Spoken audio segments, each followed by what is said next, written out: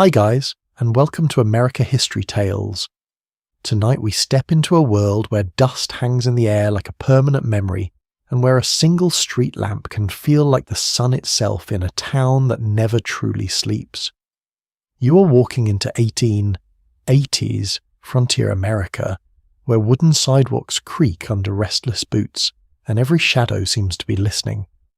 This is not the romantic Wild West you might imagine from old films. And you probably won't survive this in the way you think you would if you had to live it for real. So, before you get comfortable, take a moment to like the video and subscribe, but only if you genuinely enjoy what I do here. Tell me where you're watching from and what time it is for you right now, because it always feels strange to think this dusty past is meeting your quiet present. Now dim the lights, flow straight into the story, no extra headings. You stand at the edge of a frontier town in 1880 where the horizon is not a line of peace, but a restless promise of gold, timber, and exhaustion. The air is dry enough to taste, carrying hints of coal smoke, horse sweat, and the faint sweetness of cheap whiskey drifting from open saloon doors. Lanterns flicker along uneven streets, casting long, trembling shadows that make every building look slightly alive. A mainstream historical fact anchors this moment in reality. Many of these towns exist because of rapid mining booms and railroad expansion, which dragged people westward faster than any government could properly manage. Entire settlements appear in months, not years, built on speculation and hope that the next strike of silver or gold will last long enough to justify another winter. You take a step forward, boots pressing into packed earth that shifts like dry flour. Wagons groan past you, loaded with barrels, furniture, and people who look too tired to be starting anything new. Somewhere nearby, a piano plays a slightly out-of-tune melody that drifts through the street like a half-remembered dream. A quirky detail begins to surface as you move deeper into town. Some establishments here do not use large signs the way you might expect. Instead, small coded symbols appear in windows, coloured glass lamps or discrete arrangements of fabric that signal what kind of house stands inside. In certain places, a blue glass lantern might hint at a particular reputation, while a curtain drawn just so can indicate whether the house is open for business or reserved for regulars. These signals are not official, but everyone understands them anyway, as if the town has quietly agreed on a shared language. You pass a group of men leaning against a hitching post, their hats low over their eyes. They watch you without urgency, not suspicious exactly, but assessing, like people who have learned that strangers in frontier towns are often temporary or trouble, sometimes both. Their voices blend into the background noise of the street, which never fully quiets. Even at night, the wooden buildings rise unevenly around you, some leaning slightly as if tired of standing. Second floors jut out over sidewalks, creating narrow tunnels of shadow beneath them. From above, you hear laughter, the scrape of chairs, and the occasional thump of footsteps that suggest rooms filled with activity you cannot yet see. Historians still argue whether these frontier towns were chaotic by necessity, or whether they developed their own informal systems of order faster than official records suggest. What is clear is that life here does not wait for stability. It improvises. You continue forward, feeling the temperature shift slightly as you move closer to the heart of the district. The air grows warmer, thicker with bodies and candle smoke. A dog darts across the street, disappears into darkness, then is gone as if it never existed at all. Somewhere ahead, you begin to notice how the town organizes itself without announcing it. Saloons cluster near boarding houses, supply stores sit close to stables, and in between, quieter streets appear, lined with buildings that seem to hold their own unspoken role in the economy of attention, loneliness, and money. Another detail slips into view, one that travellers often overlook. Certain brothels and saloons keep small token systems, wooden chips or metal markers used to track drinks, services, or entry fees. These tokens circulate quietly, almost like currency within currency, and sometimes they are collected as souvenirs or payment substitutes in moments when actual cash is scarce. It is a small but telling sign of how flexible frontier economies can become when formal systems lag behind daily survival. You hear a burst of laughter from a nearby balcony. A woman leans briefly over the railing, her presence framed by warm light spilling from behind her. She does not wave. She simply observes the street with the calm expression of someone who has seen countless versions of the same evening pass below her. A man bumps into your shoulder and apologizes without really stopping. His coat smells of tobacco and sweat, and he carries the exhausted posture of someone who has worked too many hours in a place that does not respect time. You begin to understand the rhythm of this town. It is not chaotic in the way outsiders assume. It is layered. Day and night overlap here. Work blends into leisure. Noise replaces silence as the default state. There is a strange comfort in it, almost like the town is constantly reminding you that nothing ever fully shuts down, not even for sleep. You pause near a corner where the street widens slightly. Ahead, you can see brighter lights, richer colours, and more deliberate architecture. The district you're approaching does not hide itself, but it also does not announce itself directly. It waits for you to recognise it, and as you stand there, the weight of the place settles in, not dramatic, not sudden, just steady, like a door slowly closing somewhere behind you that you did not realize was open until it becomes too late to ignore. You move deeper into the frontier town, and it feels as if the streets are slowly reshaping themselves around your presence. The brighter lights you saw ahead now begin to spread outward, revealing more of how this place was actually made.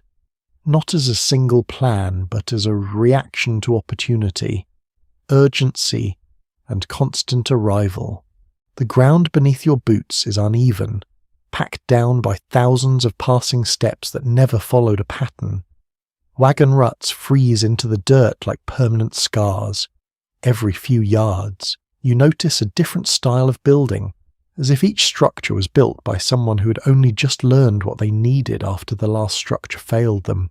A mainstream historical fact anchors the world you're walking through. Many frontier towns of the 1880s in the American West grew directly from mining booms and railroad expansion. These two forces worked together like twin engines. The railroad brought supplies and people in staggering numbers, while mining promised wealth that might justify staying through harsh winters and uncertain futures. Entire towns could appear almost overnight along rail stops or near newly discovered mineral deposits, their populations swelling faster than their infrastructure could comfortably support. You pass a wide intersection where the noise becomes more concentrated. Hammering sounds echo from somewhere behind a row of buildings, likely construction that began only days ago. A man wheels a cart of timber past you, shouting instructions to someone you cannot see. The urgency here is constant, like a shared understanding that nothing can be left unfinished for long. You notice how many buildings wear what looks like confidence but is actually disguise. From the street, they appear as sturdy two-story structures with carved facades and painted signs. But if you glance sideways, you can see their thinness, their reliance on simple framing and false fronts that make them look larger and more established than they truly are. This is one of those quirky frontier solutions. Builders would often construct impressive-looking fronts to give the illusion of permanence, even if the structure behind them was little more than hastily assembled timber. In some cases, entire businesses operated in buildings that could be expanded, moved, or dismantled within days if the next opportunity appeared elsewhere. You walk past a storefront where someone is painting letters onto a wooden board. The paint smells sharp and slightly bitter in the cold air. The sign is not just advertisement here, it is identity, sometimes even ambition. A store name might change ownership in a year, or a building might be repurposed entirely depending on which industry rises or falls next. Historians still argue whether these towns should be understood as chaotic bursts of settlement or as surprisingly adaptable communities that developed their own form of order far faster than official governance could track. What is clear to you as you walk is that structure exists here, but it is flexible, improvised, and deeply tied to survival. You begin to notice how movement itself is organized. People do not wander aimlessly. They move in patterns shaped by work shifts, supply deliveries, and the constant exchange of money and goods. Even the brothel district you're approaching feels less like an isolated moral space and more like part of a larger system of trade, rest, and entertainment that supports the labour economy of the town. A group of miners passes you, their clothing coated in fine dust that clings to every seam. They speak little, conserving energy in the way people do when their bodies have been pushed too far for too long.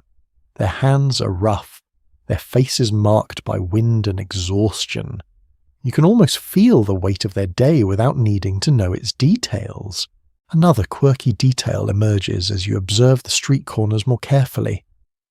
In some boom towns, unofficial claim boards are posted near public buildings or saloons where miners would stake temporary ownership of land or resources. These claims could be scribbled on paper, wood, or even carved into whatever surface was available. Disputes over these claims often depended less on written law and more on who could physically defend their assertion long enough for recognition to settle in socially. You continue walking, and the sounds around you begin to shift again.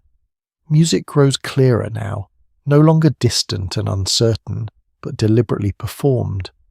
A piano somewhere plays a steady rhythm, accompanied by voices that rise and fall with practiced ease.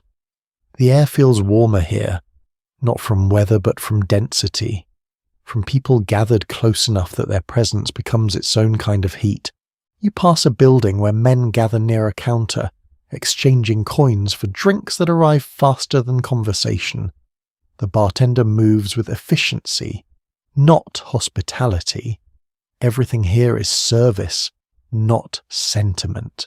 A woman brushes past you on the sidewalk, carrying a small wrapped bundle.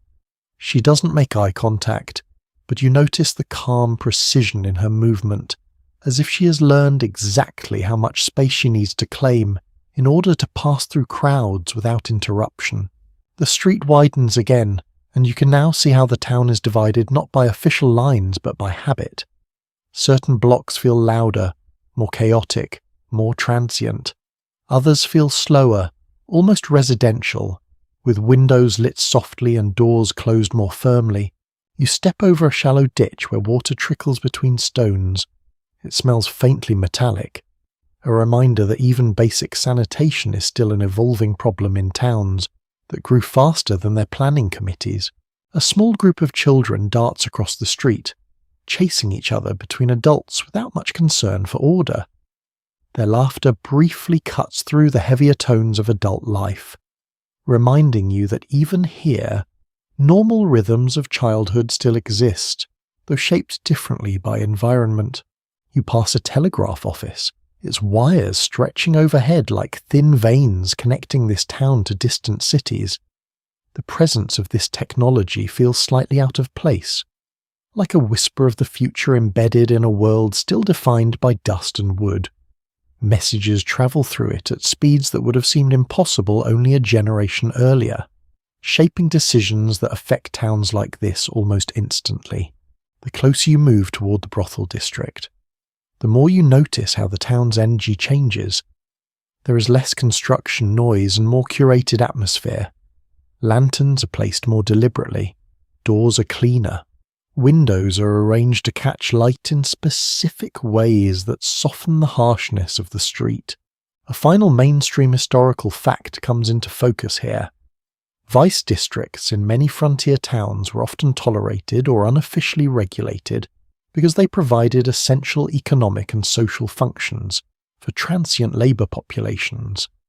In places where thousands of men arrived without families or long-term ties, entertainment districts became part of the town's financial ecosystem, whether openly acknowledged or quietly accepted. You slow your pace without fully realizing it. The street ahead feels different, not dangerous, but intentionally structured to draw attention inward, and as you move into that space, you sense that the town is no longer simply something you are passing through. It is something you are now part of, even if only for a night. You continue deeper into the district, and the street begins to feel less like a passage and more like a living room stretched across an entire neighborhood. The wooden sidewalks creak under your steps with a rhythm that seems almost aware of who is passing over them. Lantern light pools in uneven circles, making the night feel stitched together from fragments of warmth and shadow. Ahead, one building stands out immediately, not because it is the largest, but because it carries itself with an unusual sense of order. The paint is maintained, the windows are clean, and even the porch feels intentionally arranged, as if every board has been checked for alignment more carefully than anything else in town. This is where you begin to understand the presence of the madams, the women who run these houses with a level of authority that often surprises newcomers. You're not stepping into chaos here, you're stepping into management. A mainstream historical fact appears clearly in how these establishments functioned. In many 1880s frontier towns, brothels were often organized as structured businesses with designated roles, bookkeeping practices, and internal rules that governed both staff and guests. While they existed outside formal social approval, they frequently operated with a level of discipline that mirrored legitimate boarding houses or hotels. You pause near the entrance of one such building. The door is slightly open, and warm light spills out onto the street like liquid gold. From inside, you hear the soft overlap of piano notes and conversation, neither competing nor dominating, but blending into a steady background hum. A woman steps briefly onto the porch. She is not hurried, not hesitant. Her posture suggests someone who understands exactly how the space around her is supposed to function. She scans the street with a quick, practiced glance, then adjusts a curtain near the doorway before disappearing back inside. Here, you begin to see how authority works differently in this part of the town. It is not enforced by uniforms or badges. It is maintained through reputation, economic control, and the ability to manage order within the walls of the house itself. You notice a quirky detail as you watch the entrance more closely. Some houses use small internal signal systems, such as bell chimes, coloured ribbons near door frames, or coded knocks that indicate when a guest should wait, when a room is ready, or when a situation requires attention. These systems are not standardised, but they are understood by those who work within them, forming a kind of private operational language. You step slightly closer, and the sound from inside becomes clearer. Laughter rises and falls in gentle waves. Glasses clink. A piano plays a melody that feels slightly slower than the one you heard earlier, as if the entire building moves at its own pace of time. A group of workers passes behind you, their voices low, their attention divided between fatigue and curiosity. They do not linger. In towns like this, people often move with purpose, even when they are simply passing through. Inside the house, movement is constant but controlled. You can sense it even without seeing every detail. Doors open and close in measured intervals. Footsteps cross wooden floors with practiced familiarity. Conversations begin and end without abruptness. A second perspective on historical reality emerges naturally here. Many of these establishments were run by women who negotiated directly with local business owners, law enforcement, and suppliers. This gave them a degree of economic influence that contrasted sharply with the limited formal opportunities available to women in many other parts of frontier society. You continue observing, and the building seems less like a single space and more like a layered system. The front area likely serves as a reception or gathering space. Deeper inside, rooms branch off into quieter zones. Each layer feels increasingly removed from the noise of the street. A quirky observation reveals itself in the architecture. Many brothel interiors were designed with soft visual transitions between spaces. Curtains, angled hallways, and partially open doorways created a sense of flow rather than strict separation. This allowed the building to feel larger and more fluid than its actual footprint, guiding movement without rigid barriers. You notice how people enter and exit without hesitation. There is no sense of surprise or confusion. The process feels familiar to them, like entering a shop or boarding house they have visited before. The air around the entrance carries a mixture of scents: perfume, tobacco, polished wood, and the faint sweetness of cooked sugar from somewhere deeper inside. It is a controlled atmosphere, carefully maintained despite the roughness of the world outside. You step a little further along the street, and the district reveals another layer of structure. Not all houses are identical. Some are quieter, with fewer windows and more subdued lighting. Others are louder, with brighter lamps and more visible movement.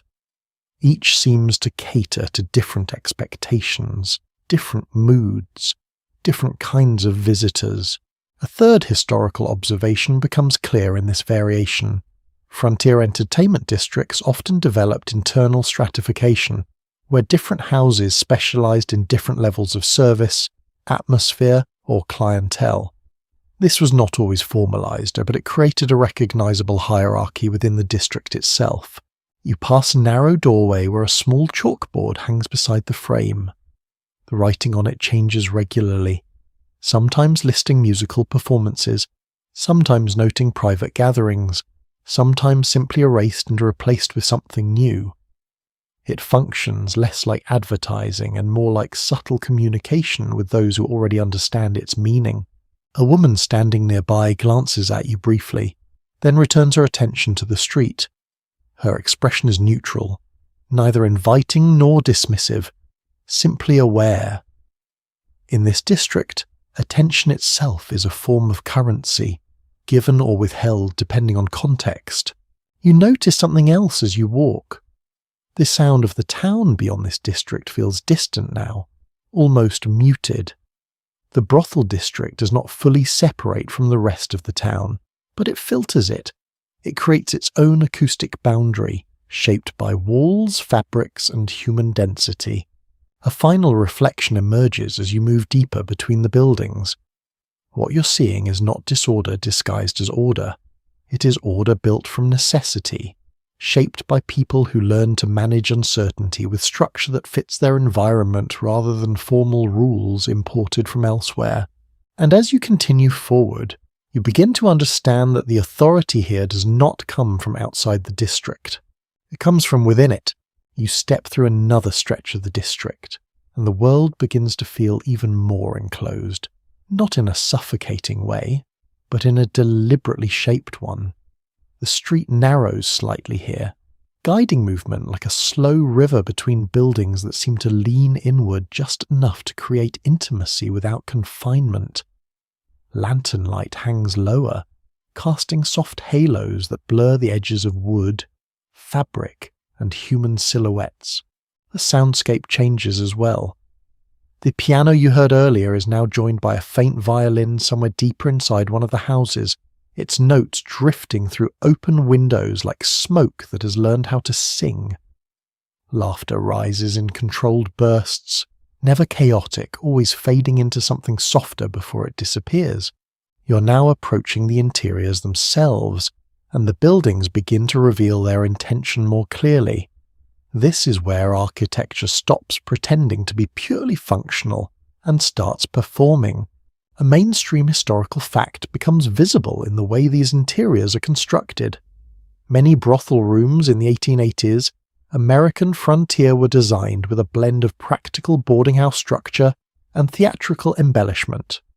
Builders often used inexpensive frontier materials such as rough timber, but covered them with wallpaper, fabric drapes, and decorative lighting to create a sense of comfort and separation from the harsh exterior environment. You step into one of the open doorways, not fully inside, but close enough to feel the shift in temperature. The air is noticeably warmer here, held by bodies, candles, and enclosed space. Your boots press onto polished wooden floors that creak softly underfoot, but the sound feels absorbed rather than echoed. Inside, the visual contrast is immediate.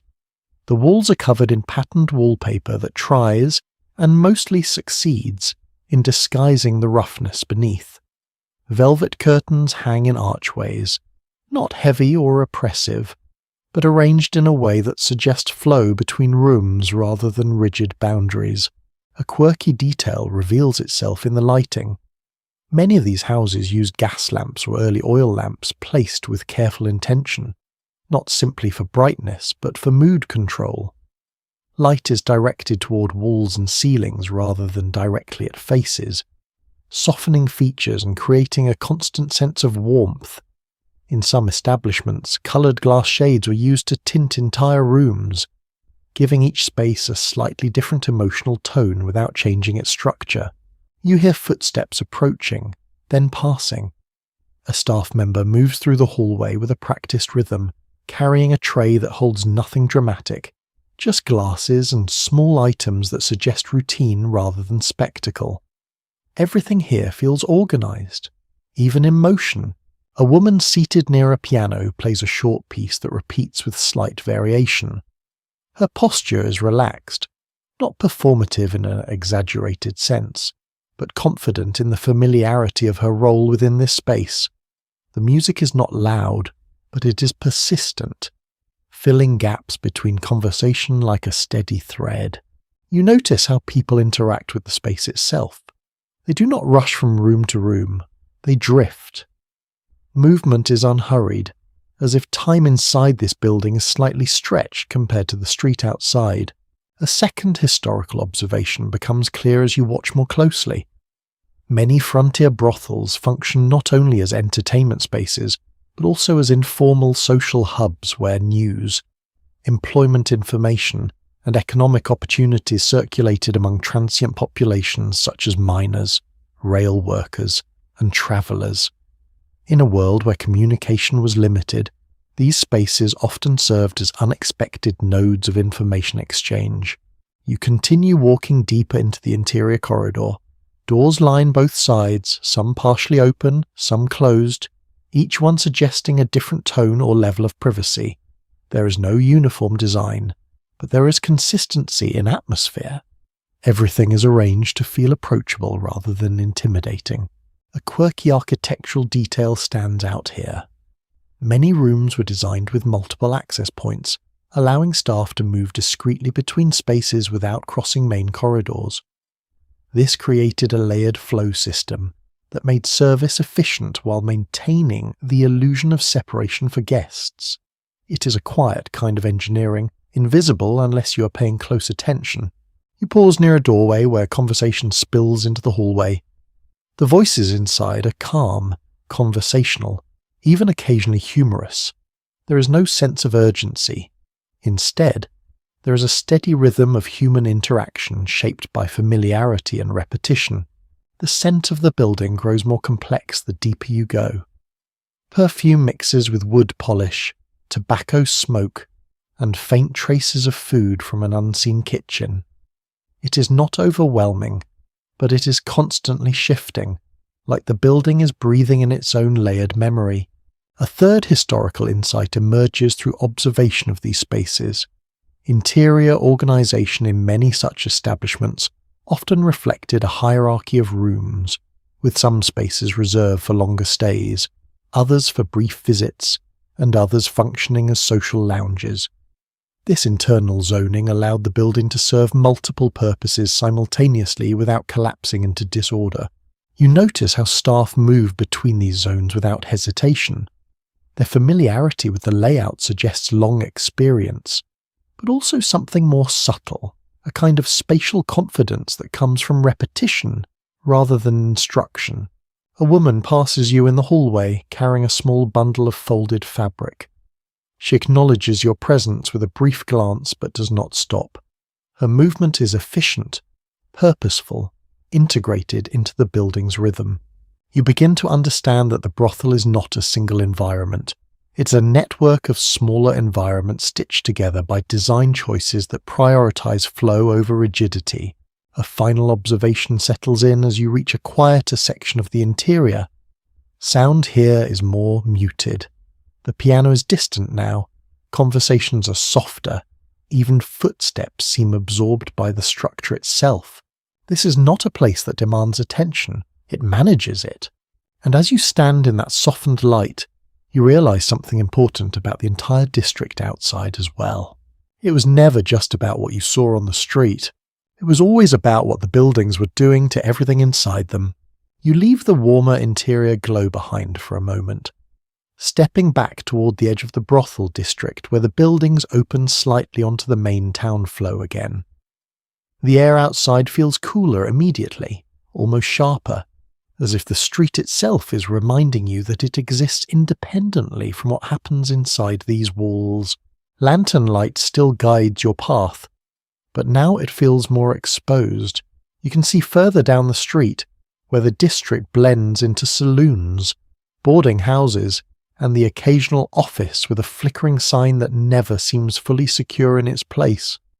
The town is always negotiating with itself here, deciding what belongs where. A mainstream historical fact becomes important as you observe this boundary. In many frontier towns during the 1880s, vice districts were not always formally legalized, but they were often unofficially regulated by local authorities who prioritized economic stability over strict moral enforcement. Sheriffs and town councils frequently adopted a pragmatic approach, allowing certain activities to remain contained within specific areas to avoid scattering social tensions across the entire settlement. You walk past a corner where two men stand near a hitching post, speaking in low tones. One of them gestures toward the district behind you, not with disapproval, but with the kind of resignation that suggests familiarity. This is not a hidden world. It is an acknowledged one. A quirky detail emerges as you watch how law enforcement interacts with the area. In some towns, deputies would establish informal routines, such as timed patrols or designated quiet agreements with madams, ensuring that disturbances were handled internally before escalating into public incidents. These arrangements were rarely written down, but they were widely understood by everyone involved. You continue forward, and the streets subtly shift again. The density of people increases near certain intersections, especially where the brothel district overlaps with saloons. The boundary is not marked by signs, but by behavior. Voices grow louder. Movements become slightly more animated. The rhythm of the town changes from measured to loosely energetic. You notice a man adjusting his hat near a saloon entrance, watching the street with the patience of someone waiting for something specific. He does not appear hurried, but he is attentive in a way that suggests he is tracking patterns rather than moments. A second historical observation comes into focus here. Law enforcement in many frontier towns often relied heavily on informal cooperation with local business owners, especially in districts that generated significant economic activity. This meant that enforcement was less about strict prohibition and more about maintaining a balance that kept commerce flowing while preventing visible disorder. You pass a small cluster of buildings where the lighting is slightly harsher. Gas lamps here burn brighter, casting sharper shadows onto the sidewalk. The effect makes the street feel more exposed, as if it is less willing to soften its edges. A quirky architectural habit becomes noticeable. Many frontier buildings in entertainment districts were constructed with easily accessible back entrances and side passages. These were not secretive in a dramatic sense, but practical pathways for deliveries, staff movement, and discreet exits.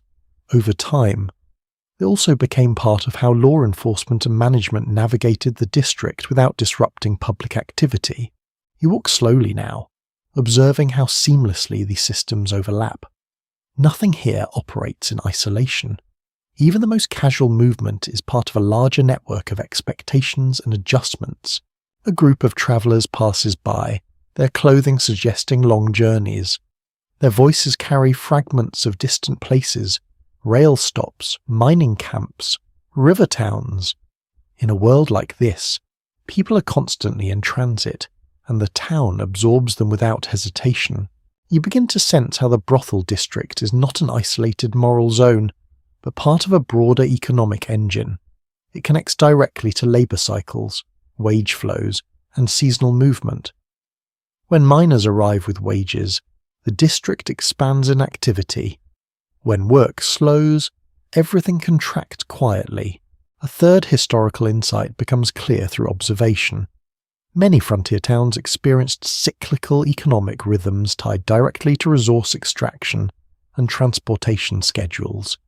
Entertainment districts rose and fell with these cycles, functioning almost like pressure valves for the emotional and physical exhaustion of transient labour populations. You pass a building where music spills out through slightly open windows. It is softer here than deeper in the district, almost reflective. The piano notes feel slower, more deliberate, as if the player is responding to the changing tone of the street outside. A woman stands near the doorway, leaning lightly against the frame. She watches the flow of people with calm detachment, not engaging directly, but clearly aware of everything happening within her field of view. Her posture suggests familiarity with long hours of observation. You notice how attention works differently in this space. Nothing demands it, but everything invites it in subtle ways. A flicker of light, a shift in curtain, a brief pause in conversation. Each detail becomes part of the district's communication system. A final observation reveals itself as you continue walking. The boundary between law and vice, between public order and private arrangement, is not a line here. It is a gradient, one that shifts depending on time, crowd density, and economic need. And as you move further along that gradient, you realise something quietly important. This district does not exist outside the rules of the town. It helps define them. You move back into the deeper flow of the district, where the street no longer feels like a boundary between public life and private rooms, but more like a shared corridor of routines that everyone has quietly agreed to navigate. The wooden boards beneath your feet are smoother here, worn down by constant movement that never fully stops. Even in the quietest hours of the night, lanterns sway slightly above you, not from strong wind, but from the constant vibration of footsteps, doors opening and closing, and the subtle shifting of people who are always arriving or leaving. The light they cast feels softer now, less like illumination, and more like atmosphere. You begin to notice something important about the rhythm of this place. It is not random, and it is not chaotic. It is structured in cycles. Early evening brings preparation. Mid-evening brings arrival. Late night brings peak activity. Near dawn, everything slows into a quieter, almost reflective version of itself. The district breathes in phases, like a system designed around exhaustion and renewal. A historical reality becomes clear through this pattern. In many 1880s frontier towns, establishments like these operated on predictable daily cycles tied directly to labour schedules in mining camps, rail yards, and logging sites. Workers typically arrived after long shifts, meaning peak hours for entertainment districts often began later than in more settled urban environments, sometimes extending deep into the night until fatigue rather than law determined closure. You pass a doorway where the curtain is half drawn. Inside, you glimpse movement, not clearly defined, but layered. Someone crosses a room carrying a tray. Another figure leans near a piano. Light shifts across patterned wallpaper that seems designed to soften every edge it touches. A small detail catches your attention near the entrance. A chalk mark, almost erased, sits beside the doorframe. It is not obvious signage, but it suggests internal communication, a subtle reminder or instruction understood by those who belong here. In frontier districts, such informal marking systems often helped manage reservations, guest flow, or internal organization without needing formal documentation. You continue walking, and the soundscape shifts again. The violin you heard earlier is gone now, replaced by piano music that feels slightly more repetitive, almost meditative. The repetition is not dull, it is stabilizing, like a rhythm designed to anchor the movement of the room. People pass you frequently now, some are alone, some in pairs, some moving between groups that form briefly and dissolve just as quickly. No one seems lost, everyone seems directed by something internal, even if it is not visible to you. A common historical observation emerges through this environment. Many brothel districts in the American West function not only as entertainment zones, but also as informal social networks where information about work opportunities, wages, travel routes, and even regional politics circulated among transient populations. In places where newspapers and formal communication were limited, these districts often became unexpected hubs of shared knowledge. You notice how conversations happen here. They're rarely loud. They're close, deliberate, and brief. Words do not carry far, but they do not need to. The environment itself seems to encourage proximity. A quirky operational detail appears as you observe how staff move through the space. Certain individuals seem to know exactly when to appear and when to disappear from view. This timing is not magical or mysterious. It reflects practiced coordination, where movement is planned around anticipated guest flow, music breaks, and room transitions. Even without formal schedules, the building operates with internal timing cues understood through repetition. You pause near a wider section of the corridor where multiple doors open into shared spaces. The lighting here is more varied. One room glows warmly, another is dimmer, another flickers slightly as if the lamp inside is being adjusted. You realize that the district is not uniform even within itself. It is layered by intensity. Some areas feel social and open, others feel quieter and more contained. The experience shifts depending on where you stand, even within a few steps of movement. A deeper historical perspective becomes visible in this arrangement. Entertainment districts in frontier towns often developed internal zoning not through official regulation, but through usage patterns. Over time, certain streets or buildings became known for specific types of atmosphere or clientele, shaping expectations without formal enforcement. You continue forward, and the air grows slightly warmer again. Not dramatically, but enough to notice. Heat from bodies, lamps, and enclosed rooms accumulates in these narrow streets, creating a subtle contrast with the colder outer town. A small group passes you speaking about wages, travel, and the uncertainty of the next season.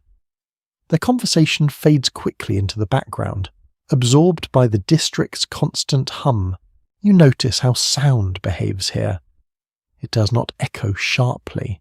It softens, disperses, blends. The architecture seems designed not just for movement, but for controlled acoustics, whether intentional or simply the result of layered construction and fabric-heavy interiors. A final observation settles in as you near another intersection within the district. Nothing here feels disordered, but nothing feels rigid either. It is a system built from repetition, adaptation, and constant negotiation between space and behavior, and as you move through it, you begin to understand something quietly essential. This place is not held together by rules written on paper. It is held together by habits repeated every night. You drift further along the corridor of lantern light, and the district begins to feel less like a destination and more like a working organism. Everything around you seems to be in motion, even when it appears still. Doors breathe open and shut, curtains shift, Voices rise and fall like waves that never fully reach silence. The deeper you go, the more you notice how many different kinds of people are drawn into this space, not just in occupation, but in temperament. Some move quickly, as if they are trying to complete a task. Others linger, as if time here is something to be sampled rather than spent. The street does not judge either approach. It simply accommodates both. You pass a wide doorway where laughter spills out into the street. The sound is not chaotic. It is layered, like multiple conversations overlapping in different emotional tones. Someone inside plays a piano with a steady rhythm that never fully resolves, always circling back into itself like a familiar thought. A historical fact becomes visible through the flow of people entering and leaving these spaces. In many frontier towns of the 1880s, brothel districts were closely tied to seasonal labour economies. Miners, railroad workers, and cowboys formed a large portion of the clientele, and their presence fluctuated with work cycles, paydays, and migration patterns. This created predictable surges of activity that shaped how these districts organised their daily operations. You step aside as a small group of workers passes you. Their clothing is layered for practicality rather than style, dust clinging to seams and cuffs. Their conversation is brief, focused on money, travel, and where they might find work next. They move like people who have learned not to stay in one place longer than necessary. A quieter observation reveals itself in how establishments manage entry. There's often no formal barrier between street and interior beyond a door and a threshold. Yet the transition feels significant. It is not enforced by guards or signs, but by atmosphere. The moment you cross, the sound, light, and temperature shift enough that your awareness adjusts automatically. You notice a quirky detail in how seating and waiting areas are arranged inside visible spaces. Some houses place chairs or benches near entrances, allowing visitors to pause before committing further inside. This creates a subtle social buffer zone where observation happens before participation, shaping decisions without direct instruction. The district's soundscape continues to evolve as you move. The piano music you've been hearing is now joined by occasional bursts of singing from deeper inside one of the buildings. It is not a performance in the formal sense. It feels more like shared entertainment that blends into conversation rather than standing apart from it. You pass a narrow side street where the lighting dims slightly. The contrast between bright and dim areas is not accidental. It helps define movement without physical barriers. People instinctively adjust their pace based on light, sound, and density. A second historical insight appears through this environment. Many entertainment districts in frontier towns developed adaptive pricing and service systems that responded to fluctuating demand. Wages from mining and rail work often arrived irregularly, so flexible arrangements, credit systems, or negotiated exchanges became common features of economic survival within these spaces. You continue walking, noticing how staff move through the district with practiced efficiency. They are rarely still. Even moments of rest seem temporary, as if the rhythm of the place requires constant readiness rather than continuous motion. A woman passes you carrying a small tray with glasses that catch the lantern light. She does not slow down, but her movement is smooth and controlled, as if she has already calculated every step before taking it. She disappears into a doorway without hesitation, and the sound inside briefly rises before settling again. A subtle detail emerges in how walls and partitions are constructed. Many interiors rely on lightweight divisions that can be adjusted or reconfigured depending on need. This allows rooms to be flexible, expanding or contracting based on the number of visitors or the type of activity taking place. You notice how this flexibility extends beyond architecture into behavior. People adjust quickly to changes in space. A room that feels lively one moment may feel calm the next, depending entirely on who is present. A third historical observation becomes clear as you move through this layered environment. Brothel districts in frontier towns often acted as informal economic stabilizers, absorbing fluctuations in disposable income from transient labor populations. When work was abundant, these districts expanded activity. When work slowed, they contracted quietly, without formal intervention. You pass another doorway where music is softer now, almost reflective. The piano is no longer driving the atmosphere. Instead, it supports it, like background texture rather than focal point. Conversation becomes more prominent here, suggesting a different kind of space within the same building. A small group stands near the entrance and speaking in low tones. Their expressions are relaxed, but attentive. They are not rushing. Nothing here encourages urgency unless necessary. You begin to realize how carefully this district balances intensity and calm. It does not exist in a constant state of excitement. It oscillates. Peaks and pauses are part of the same structure. A final observation settles over you as you continue forward. Everything in this place, from architecture to behavior, seems designed not to eliminate uncertainty, but to manage it, to make it predictable enough to function within. And as you walk through it, you understand something quietly important. This district is not separate from the town's economy. It is one of its pressure systems. You move further along the corridor, and the warmth of the district begins to feel more concentrated, as if the buildings themselves are holding on to the presence of everyone who has passed through them tonight. The lantern light is steady here, less flickering than before, casting a more deliberate glow across the wooden walkways and the worn thresholds of each doorway. The soundscape shifts again. Music becomes softer, almost restrained in places, while conversation grows more intimate. You notice how voices rarely carry far. They seem absorbed quickly by fabric, wood, and distance that is carefully managed rather than accidental. You pass a doorway where a curtain is partially drawn back. Inside, you catch a glimpse of a room arranged with simple care, a bed, a chair, a small table with a basin of water. Nothing extravagant, but everything placed with intention. Cleanliness here is not decorative, but is operational. A historical fact emerges naturally from this environment. In many 1880s frontier towns, health management within brothel districts was largely informal and based on house rules rather than medical institutions. Some establishments required regular washing routines, monitored working conditions, or relied on travelling physicians when available. These measures were inconsistent, but they reflected an awareness of risk in an era before standardized public health systems. You continue walking, and the air feels slightly different now. Less perfume, more soap and wood polish. The district is not uniform in atmosphere.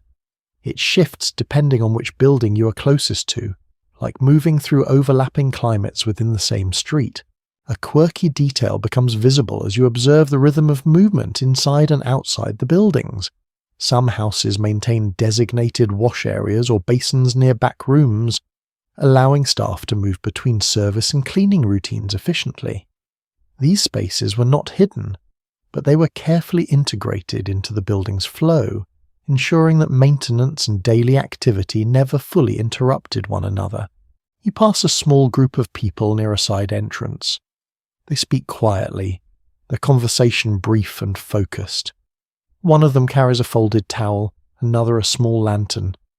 Their movement suggests routine rather than urgency, as if they are following steps repeated many times before. The district feels increasingly structured the longer you stay within it. Even the randomness begins to look organized when you pay close attention. Doors open at certain intervals, footsteps follow predictable paths. Even pauses in conversation seem to occur in familiar patterns. A second historical insight becomes clear as you observe this. Health concerns in frontier entertainment districts were often managed through a combination of personal responsibility, house rules, and occasional visits from local physicians or travelling medical practitioners. While these systems were far from consistent, They reflect how communities adapted to limited infrastructure by creating their own forms of practical regulation. You pass a room where light is brighter than the others. Inside, movement is visible but not chaotic. Someone adjusts a lamp. Another figure sits near a table, speaking calmly. The scene feels ordinary rather than dramatic, which is part of what makes it feel so structured. You notice how the architecture supports these routines. Rooms are designed to be easy to clean and reset. Surfaces are simple, fabrics are replaceable, and layouts allow for quick transitions between use and rest. Nothing feels permanent, but everything feels maintained. A quirky observation appears in how supplies are handled. Many establishments relied on regular deliveries of linens, candles, coal oil, and cleaning materials, often coordinated with local merchants who understood the timing needs of these houses. These deliveries were as essential to operation as food or entertainment, even if they remained largely invisible to visitors. You continue deeper, and the corridor begins to narrow slightly again. The sound of music fades into the background, replaced by quieter tones of conversation and movement. The atmosphere feels more contained here, as if the district is dividing itself into layers of intensity.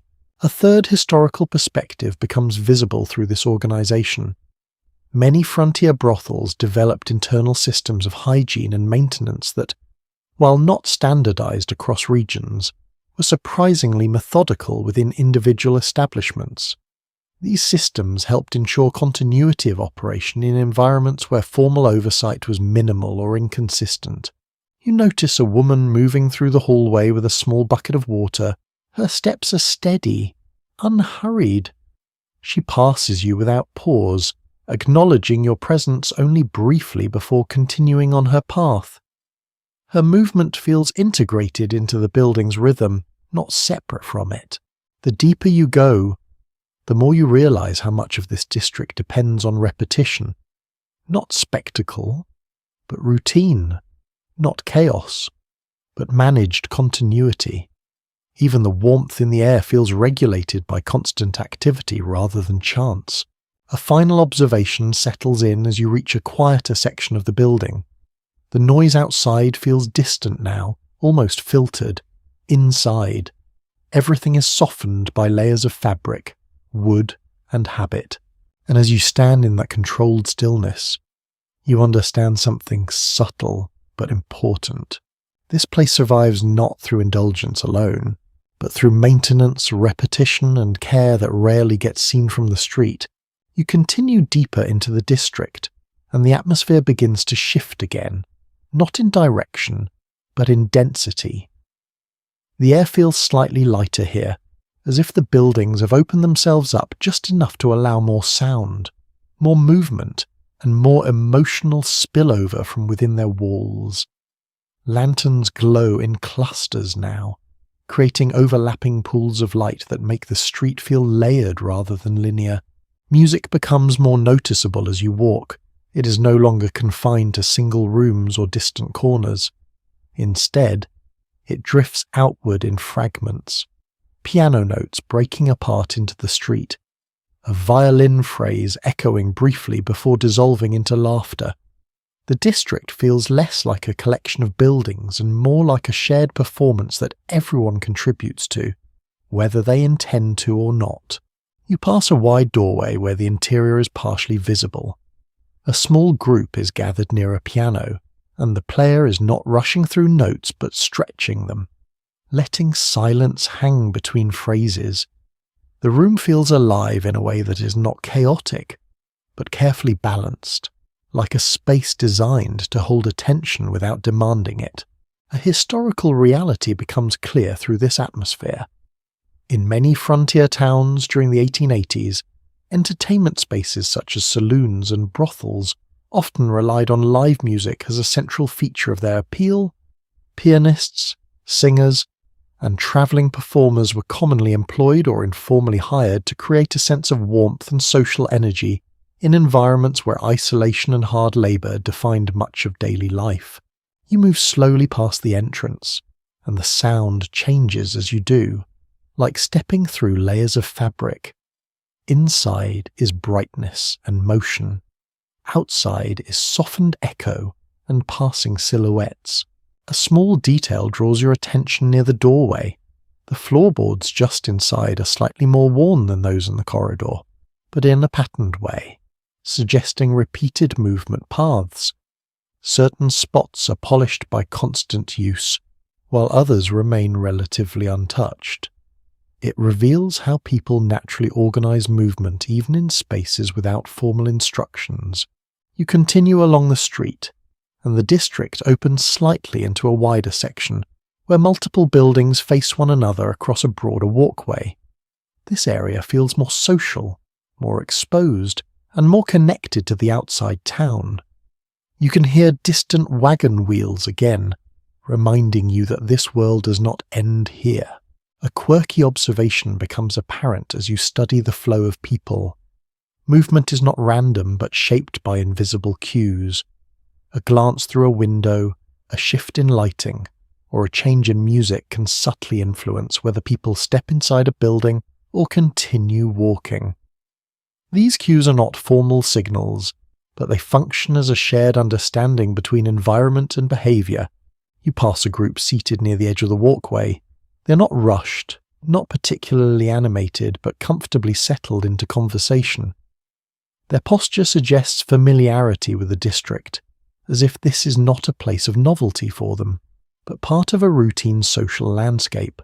The architecture here becomes more expressive again. Balconies extend outward, supported by carved beams that are more decorative than strictly necessary. Curtains shift gently in open windows. The buildings seem aware of being observed, not in a literal sense, but in their presentation toward the street. A second historical insight becomes visible through this arrangement. Many entertainment districts in 19th century frontier towns evolved into multifunctional social spaces where music, conversation, rest, and informal networking overlapped. These environments often served as key social hubs for transient populations who lacked stable community structures elsewhere. You notice how sound behaves differently in this part of the district. It does not travel in straight lines. It disperses, softens, and returns in altered form. A laugh from one doorway becomes a murmur by the time it reaches the street. A piano note transforms into atmosphere rather than distinct melody. A small detail catches your attention as you pass another building. The entrance is slightly elevated, requiring a single step up from the street. This subtle elevation change appears frequently throughout the district and creates a psychological transition between public space and interior experience without the need for barriers or gates. You continue forward, and the district begins to feel more layered in social intensity. Some buildings feel energetic and open, others more subdued and intimate. This variation is not random, but reflects different atmospheres cultivated by those who manage the spaces. A third historical perspective becomes clear through observation. Entertainment districts in frontier towns often developed internal diversity of style and function, with some establishments emphasizing music and social gathering, while others focused on quieter, more private interactions. This diversity allowed districts to accommodate a wide range of visitors without formal specialization. You pass a doorway where laughter spills out in short bursts, followed by silence, then conversation again. The rhythm feels almost musical in itself, as if the building is contributing its own timing to the street. A final observation settles in as you continue walking. The district does not rely on a single mood or identity. It maintains stability through variation, allowing different spaces to coexist without collapsing into uniformity. And as you move through it, you begin to understand something subtle but important. This place is not defined by one kind of experience. It is defined by many experiences layered together, all happening at once. You continue deeper into the district, and the atmosphere begins to widen again, as if the street is breathing out after holding its shape for several blocks. The lantern light grows slightly more varied, some brighter, some dimmer. creating a rhythm of illumination that feels almost conversational in its arrangement. Nothing here is uniform, yet nothing feels accidental either. The people you pass now seem to come from more varied backgrounds. You notice differences in clothing, accents, posture, and even the way individuals occupy space. Some move with the confidence of regular visitors, while others appear more cautious, observing carefully before deciding where to go next. A historical reality emerges through this diversity. Many frontier brothel districts in the 1880s, American West reflected the migration patterns of the time, drawing in miners from Cornwall, Irish railroad workers, Chinese laborers involved in railway construction, Mexican vaqueros, and American settlers from multiple eastern states. These overlapping populations created environments where cultural interaction was constant, even if it was not always harmonious. You pass a doorway where several languages overlap in fragments. Not full conversations you can clearly follow, but tones and phrases that suggest a mixture of origins. The district does not translate these differences, it simply contains them. A subtle detail becomes visible in how people respond to one another. Eye contact is brief but meaningful. Gestures are small but deliberate. Communication often happens through shared understanding of space rather than shared language. You notice a group standing near a wall where a lantern casts a warm circle of light. Their conversation is relaxed, but their spacing suggests an unspoken awareness of boundaries. No one stands too close. No one claims too much space. It is coordination without instruction. A quirky observation appears in the way objects circulate through the district. Coins, tokens, folded notes, and small personal items often move between hands in ways that feel informal yet structured. In some establishments, informal accounting methods allowed guests to prepay or settle debts using tokens or internal credit systems, which reduced reliance on immediate cash exchange during busy nights. You continue walking, and the street feels more open again, with wider intersections where multiple buildings face each other. This creates small gathering points where movement slows slightly and people cluster before dispersing again into different directions. Music becomes more fragmented here, not tied to a single building. You hear overlapping sources, a piano from one side, a violin from another, distant singing somewhere further down the street. The effect is layered, like multiple soundtracks existing in the same space. A second historical insight becomes clear through this environment. Brothel districts in frontier towns often served as informal points of cultural exchange, where immigrant groups and travelling workers encountered each other in shared social spaces. While these interactions were not always equal or comfortable, they contributed to the blending of customs, music, and conversational styles across regions. You pass a small storefront that appears to sell simple goods, candles, fabric, and basic supplies. It is partially connected to the rhythm of the district, suggesting that commerce here is not limited to entertainment alone, but extends into everyday necessities for both workers and visitors. A quirky detail emerges in how storefronts and entertainment spaces often shared supply chains. Merchants who delivered linens, food, or lighting materials frequently serviced multiple types of establishments in the same route, creating an interconnected logistical network that supported the entire district without formal coordination. You notice how the district feels increasingly self-contained. It is not isolated from the rest of the town, but it operates with its own internal logic of timing, supply, and social flow. People enter and exit in predictable patterns, even when their individual reasons differ. A third historical perspective appears through observation. In many frontier settlements, entertainment districts functioned as social equalizers of a sort, where individuals from different occupational backgrounds temporarily shared the same spaces, even if their long-term social hierarchies remained unchanged outside the district. You pass a balcony where someone leans briefly over the railing, observing the street below. The gesture is casual, almost habitual, as if watching the flow of people is part of daily routine rather than a special event. The lighting here becomes slightly softer again. Curtains filter lantern glow into warmer tones. Shadows are less sharp, edges less defined. The street feels less like a passage and more like an environment you're meant to remain within for a while. A final observation becomes clear as you continue forward. The district does not rely on uniform identity to function. It relies on coexistence of differences, layered together in a way that remains stable despite constant movement. And as you walk through it, you begin to understand something quietly important. This place does not erase diversity. It organizes it into rhythm.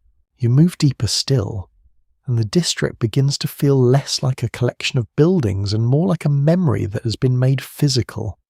The lantern light now feels softer, almost diffused, as if the air itself is thick enough to hold illumination for longer before letting it fade. Shadows stretch gently across the wooden street, never sharp, always slightly blurred at the edges. The soundscape shifts again, becoming quieter in some places and richer in others. Instead of one dominant rhythm, you hear layers of life overlapping in subtle ways. A piano continues somewhere behind you, but now it feels distant, almost like an echo of the district rather than its centre.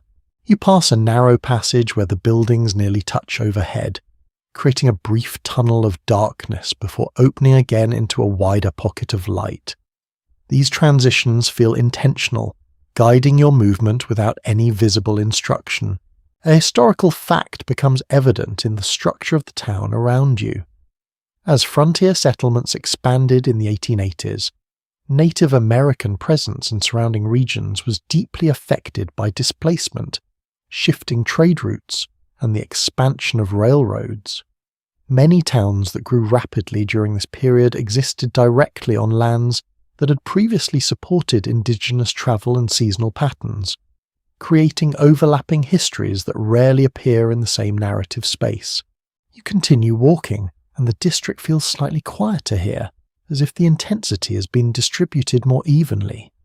Fewer loud bursts of laughter, more steady conversation, fewer sharp sounds, more sustained atmosphere. A small detail reveals itself near a doorway. A carved marking sits subtly in the wood, likely made by a worker or visitor at some point. It is not decorative in an official sense, but it remains absorbed into the building surface like a personal trace left behind. In frontier environments, such informal markings often accumulated over time, creating hidden layers of human presence that were never formally recorded. You pass a building where music is absent for a moment, replaced by conversation alone. The absence feels noticeable, not empty, but different, as if sound itself is being rotated between spaces rather than disappearing. A quirky observation becomes clear in how entrances are managed here. Some doorways are slightly recessed, creating small transitional pockets between street and interior. These spaces allow people to pause, adjust, or observe before fully entering. It creates a psychological buffer that softens the shift between public movement and private gathering. You continue forward, and the district begins to feel more introspective. People are still present, but their movements are slower, less driven by urgency. Conversations linger longer, steps are more deliberate. A second historical insight appears through this atmosphere. Many frontier towns developed informal coexistence patterns between indigenous populations, settlers, and immigrant groups, even when official policies were uneven or restrictive.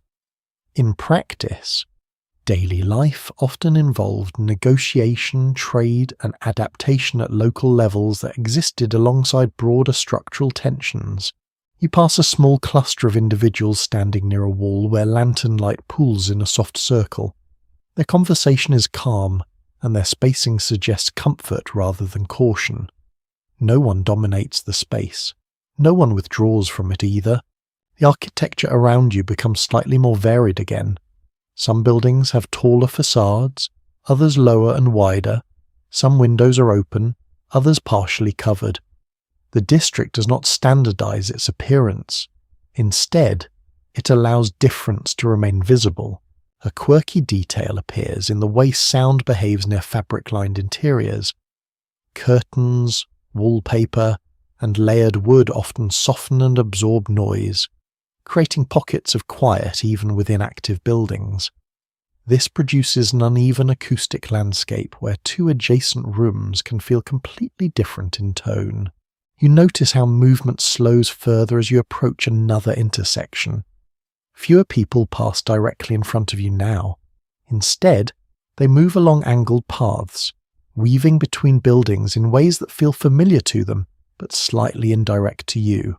A third historical perspective becomes visible through observation. Frontier entertainment districts often coexisted with surrounding indigenous trade networks, immigrant labor routes, and regional supply chains, creating layered economic and cultural intersections that rarely followed a single linear pattern of development. You continue walking, and the district feels increasingly reflective, as if it is transitioning toward a quieter phase of its cycle.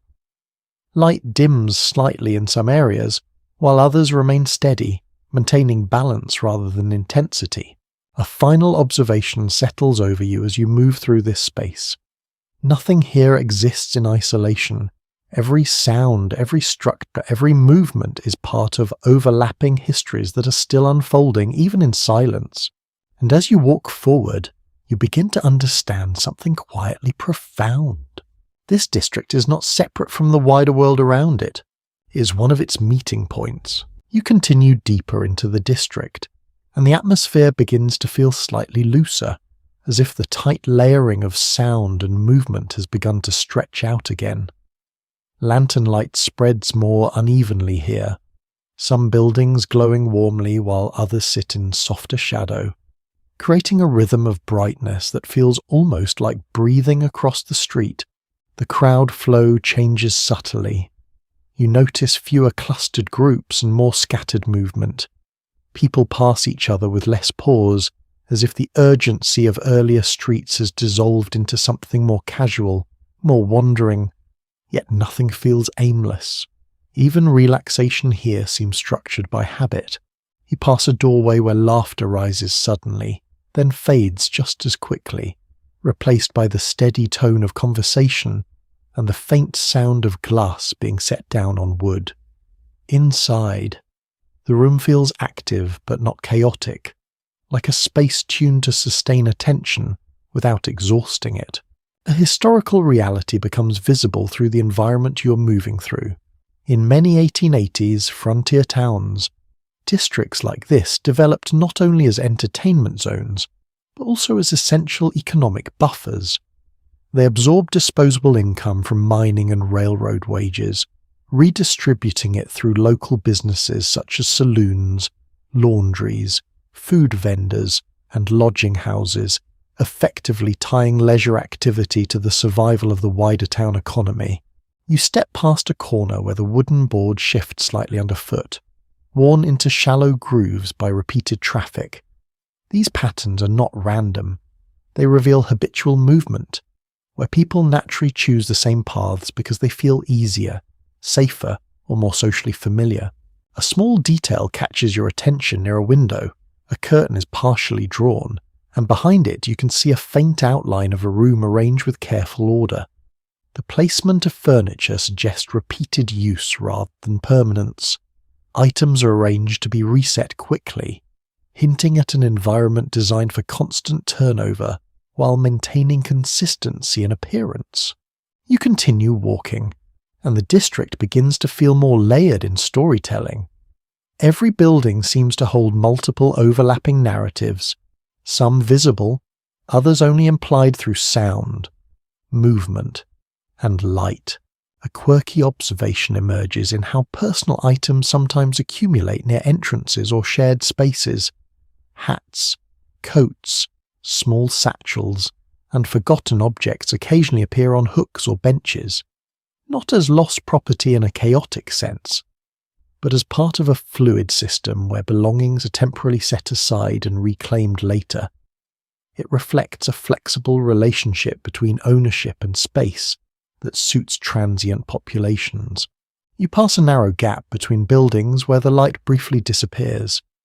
In this small pocket of darkness, the sounds of the district feel distant, softened as if filtered through layers of fabric.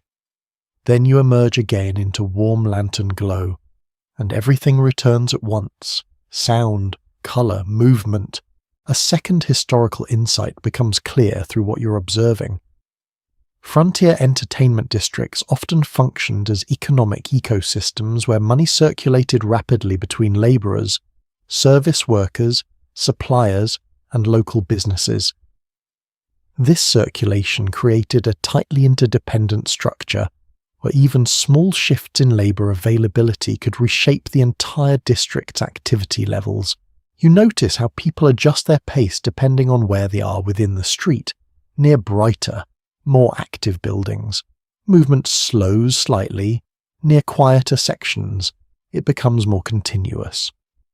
The environment subtly guides behaviour without any formal direction. A small group stands near a doorway speaking in relaxed tones. Their posture suggests familiarity with the space. No one appears rushed. Time here seems to expand slightly, stretching moments into longer intervals than you would expect from the outside world. The architecture continues to shift as you move. Some buildings feel more enclosed, with deeper interior layouts, while others open more directly onto the street. This variation creates a sense of depth, as if the district is not a single layer but multiple overlapping environments stacked together. A third historical perspective becomes visible through this arrangement. Many frontier districts developed organically rather than through centralized planning, resulting in uneven but functional layouts, where social, economic and recreational spaces blended together based on usage patterns rather than formal zoning laws. You pass another doorway where music spills outward in a gentle wave. The piano's slower here, almost reflective, and the sound feels less like performance and more like atmosphere. It blends with conversation so seamlessly that it becomes difficult to separate one from the other. A quirky detail appears in how lighting is adjusted throughout the district. Some lanterns are placed higher or lower depending on the desired mood of the building, subtly shaping how people perceive space before even entering. This manipulation of light creates emotional variation across short distances. You continue forward, and the district begins to feel more cohesive again, as if all its variations are settling into a unified rhythm. Movement, sound, and light align without becoming identical. A final observation settles in as you walk through this space. Nothing here exists in isolation. Every detail you encounter is part of a larger pattern of adaptation, shaped by constant movement and repeated human presence. And as you move deeper into the district, you begin to understand something quietly important. This place does not rely on permanence. It relies on repetition. You continue forward, and the district begins to feel heavier again, not in a physical sense, but in atmosphere. The lantern light seems slightly lower, the shadows a little longer, and the sounds more contained. It is as if the street has shifted into a more serious mood without announcing it. Movement here is still steady, but more deliberate. People pass each other with less wandering energy and more purpose. Conversations are shorter, quieter, often ending before they fully spill into the open air. Even laughter feels more controlled, like it belongs to specific moments rather than the entire street. You pass a doorway where the interior light is dimmer than most others. Through the partially open entrance, you glimpse figures seated in close conversation. The arrangement suggests privacy even in shared space, created not by walls alone, but by spacing, tone, and attention. A historical reality becomes clear through this part of the district. In many 1880s frontier towns, areas like these were not entirely lawless. but instead operated under informal boundaries of conduct. Violence was not absent, but it was often contained through social expectation, reputation systems, and the understanding that disruption could threaten the economic stability of the entire district. You walk past a corner where the wood beneath your feet is darker, worn by time and constant passage. The texture of the street here feels more compressed, as if many years of movement have pressed it into a quieter, more settled shape. A subtle detail appears in how people position themselves near entrances. Individuals rarely stand directly in the center of doorways. Instead, they lean against frames, railings, or nearby posts. It creates a flow that keeps entrances clear while still allowing presence to be felt. This kind of spatial etiquette develops naturally in crowded environments where movement must remain uninterrupted. You continue forward, and the sound of the district changes again. Music is still present, but less dominant. Instead, you hear more fragmented audio, brief phrases of conversation, the soft closing of doors, the distant shuffle of footsteps on wood. A quirky observation emerges in the way disputes are handled here.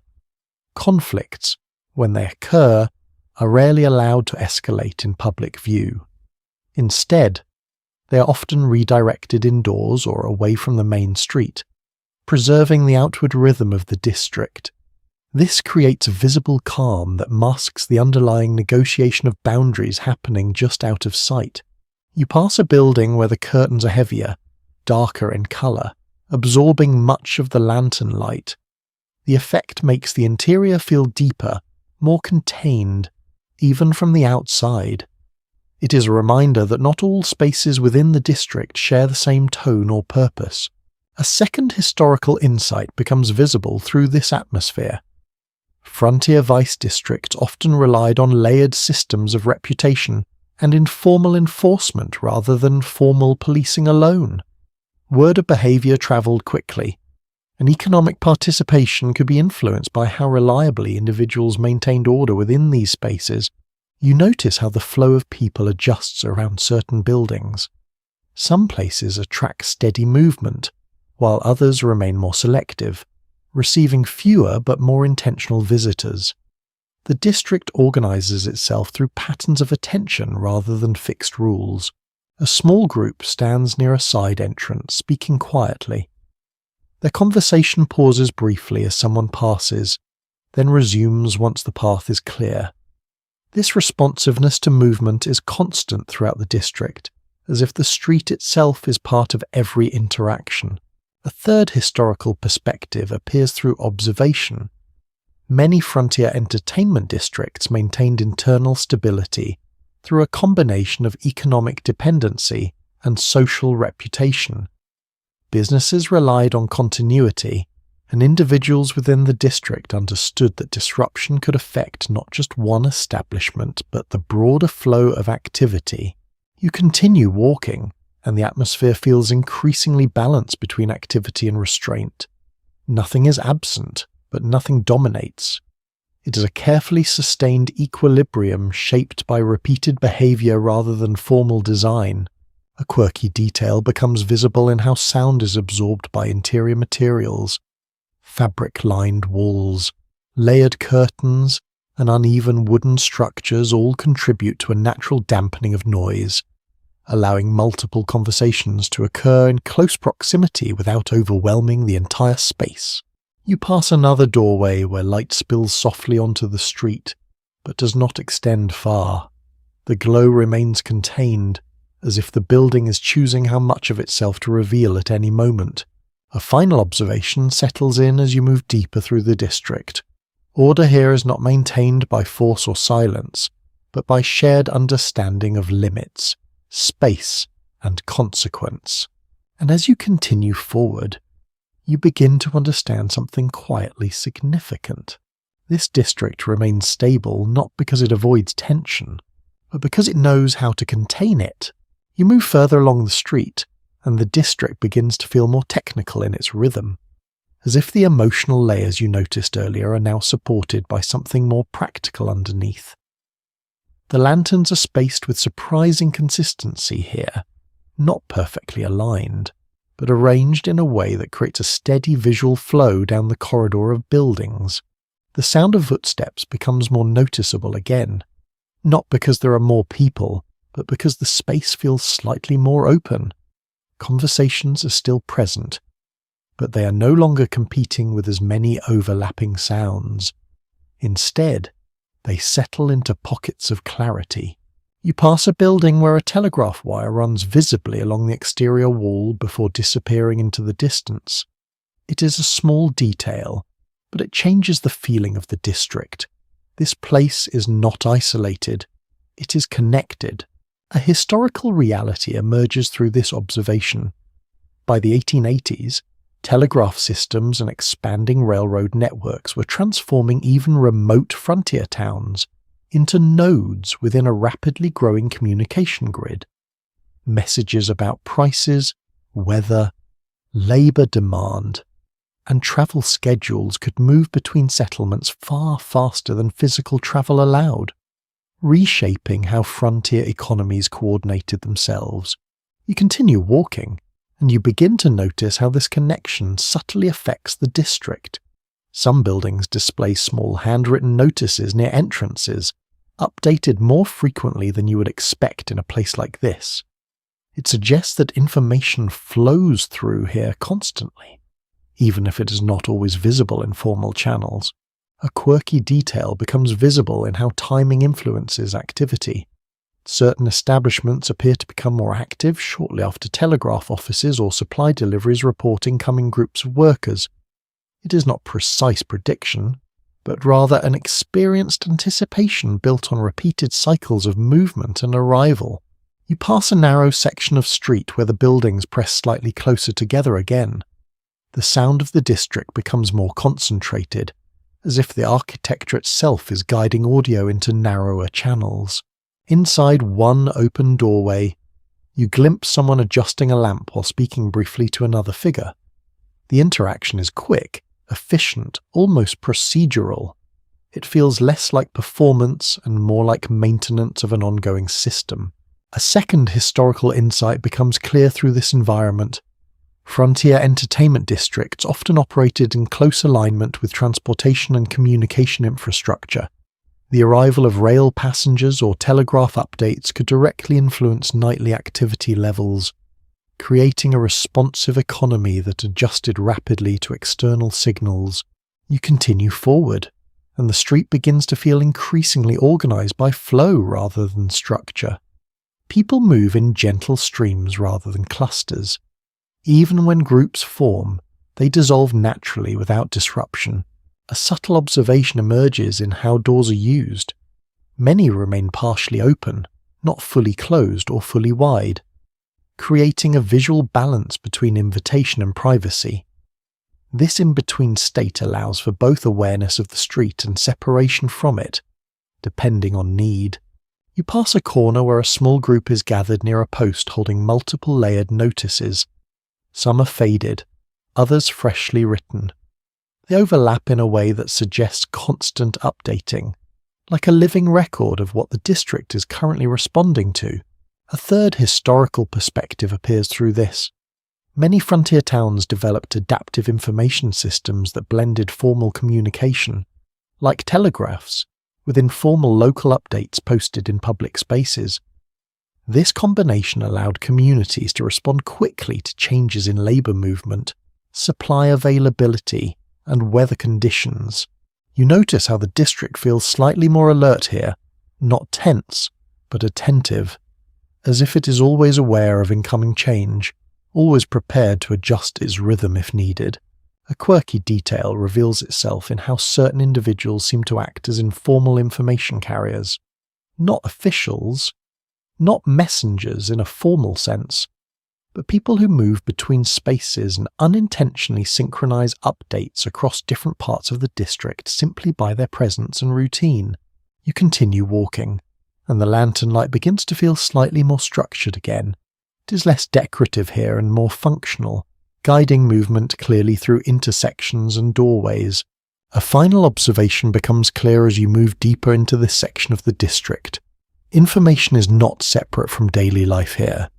It is embedded within it, moving through conversations, arrivals, and small visual signals. And as you continue forward, you begin to understand something quietly important. This place does not wait for information. It moves with it. You continue deeper into the district, and the energy around you shifts once again, becoming more human in its texture. The sharp edges of infrastructure and communication fade slightly into something more personal, more grounded in individual lives rather than systems. Lantern light softens here, pooling warmly along the wooden walkway as if it has grown accustomed to the rhythm of repeated footsteps. The soundscape becomes more layered with conversation again, not loud, not chaotic, but steady and continuous, like a background current of voices that never fully disappears. Music still drifts from a few buildings, but it no longer dominates the atmosphere. Instead, it supports it, like a memory rather than a performance. You pass a doorway where the interior feels calmer than others. The movement inside is slower, more deliberate. People sit rather than stand, speak rather than move, observe rather than rush. The space feels lived in, not staged. A historical reality becomes visible through this quieter atmosphere. Many women working in frontier brothel districts during the 1880s were navigating limited economic options in rapidly growing but unstable towns. Some used earnings from these establishments to support families, save for travel, or eventually transition into other forms of employment or business ownership when circumstances allowed. You continue walking, and the district feels slightly more reflective now, as if it is showing you not just activity, but endurance. The repetition of daily routines begins to stand out more clearly: cleaning, conversation, preparation, rest, and return to activity form a continuous loop that shapes everything you see. A subtle detail appears in how people manage personal space here. Even in crowded environments, there is a careful balance maintained between proximity and distance. Individuals rarely collide or interrupt one another. Movement adjusts constantly in small, almost invisible corrections. You pass a narrow section of the street where the buildings feel closer again. The light here is more concentrated, creating sharper contrasts between illuminated surfaces and shadowed recesses. It gives the impression of passing through different emotional zones within the same district. A distinctive observation emerges in how small financial decisions are handled. Payments are often broken into incremental exchanges, sometimes involving shared accounts within establishments or informal agreements between regular visitors and staff. This flexibility reflects the irregular income patterns of frontier life, where cash flow could change dramatically from one week to the next. You continue forward, and the district begins to feel more interconnected again, not just physically, but socially. Conversations overlap more frequently, and you notice how information passes quickly between people who are not directly speaking to each other. A second historical insight becomes visible through this environment. In many frontier towns, brothel districts often served as informal economic support systems for women who had few alternative opportunities within rapidly industrializing or transient economies. These spaces sometimes provided a level of financial autonomy that was difficult to find in other sectors of frontier society. You pass a building where the curtains are lighter in color, allowing more lantern glow to spill outward. The effect makes the street feel slightly brighter for a short stretch before returning to its usual tone.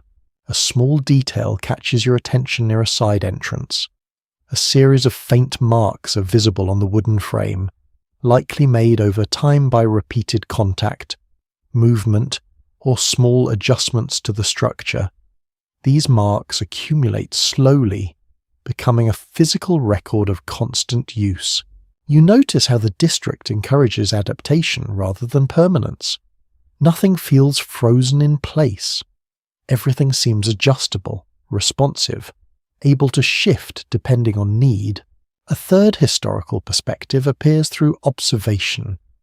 Many frontier entertainment districts developed informal pathways for economic mobility, where individuals could move between roles within establishments or eventually transition out of the district entirely, depending on circumstance, opportunity, and timing. You continue walking, and the atmosphere grows slightly softer again. Music returns in distant fragments. Conversations become warmer in tone, and movement feels less segmented. A quirky detail emerges in how relationships between space and behavior evolve here. Certain rooms or buildings become associated over time with specific moods or functions, not through design alone, but through repeated emotional use by the people who occupy them. You pass another doorway where laughter rises briefly, then fades into conversation. The transition feels natural, like breathing rather than interruption. A final observation settles over you as you move through this section of the district. What you're witnessing is not a single fixed environment, but a constantly adjusted balance shaped by the people who inhabit it. And as you continue forward, you begin to understand something quietly significant. This place is held together not only by economy or structure, but by the choices people make within it, again and again. You move deeper still, and the district begins to feel less like a place of constant motion, and more like a place under observation, as if unseen eyes from outside the street have begun to influence its atmosphere. The lantern light remains steady, but there is a subtle shift in tone, less warmth, more restraint, as if the district is aware of judgment somewhere beyond its boundaries. Foot traffic continues, but the rhythm is different now. Fewer wandering pauses, more direct movement. Conversations are shorter, often finishing before they fully develop into something expansive. Even laughter seems to appear and disappear more quickly, like it is being carefully managed. You pass a doorway where the interior is quieter than expected. Inside, people sit in structured arrangements, speaking in calm tones, with an atmosphere that feels almost formal compared to earlier sections. The energy is still present, but contained. A historical reality becomes visible through this shift. In many 1880s frontier towns, growing religious movements and reform societies began exerting increasing pressure on vice districts, viewing them as moral concerns that needed to be addressed through campaigns, public meetings, and advocacy for stricter municipal regulation. These efforts varied in success depending on the town's economic dependence on such districts. You continue walking, and you begin to notice subtle changes in signage and presentation. Some buildings appear to adjust their outward appearance slightly more carefully, as if anticipating external scrutiny. Curtains are drawn with more precision. Lighting is adjusted to appear less open from the street. A small detail reveals itself near a corner entrance. A posted notice has been recently replaced, the newer layer partially covering an older one. It suggests ongoing negotiation between visibility and discretion, between what is shown and what is softened. You notice how the district adapts to pressure not through sudden change, but through gradual adjustment. Nothing disappears. It simply becomes more refined, more controlled, more internally managed. A distinctive observation appears in how people behave when moving through this area compared to earlier sections. There is a greater awareness of presence, of how actions might be perceived by others not immediately part of the interaction. This creates a more measured atmosphere where even casual movement feels slightly more deliberate. You pass a group speaking quietly near a wall. Their conversation pauses briefly as someone walks past, then resumes at a lower volume. The adjustment is subtle, almost automatic. A second historical insight becomes clear through this environment. As frontier towns stabilized, many experienced increasing tension between economic reliance on entertainment districts and growing social movements advocating for moral reform, leading to cycles of tolerance, regulation, and partial restriction that shaped how these spaces evolved over time. You continue forward, and the district feels more layered in awareness. It is no longer just operating for its immediate participants. It is also responding to external perception, adjusting its surface while maintaining its internal structure. A quirky detail becomes visible in how some establishments begin to shift their outward presentation, depending on time of day or expected visitor flow. Lighting becomes slightly more subdued earlier in the evening, then gradually brightens later when activity increases and scrutiny decreases. You pass a doorway where music is present but noticeably softer than before. The piano plays in restrained tones, almost background-like, as if it is intentionally supporting atmosphere rather than drawing attention to itself. A third historical perspective appears through observation.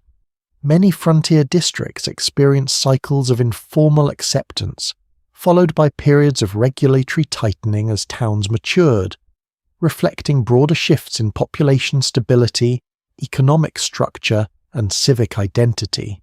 You continue walking, and the district feels increasingly aware of its own visibility.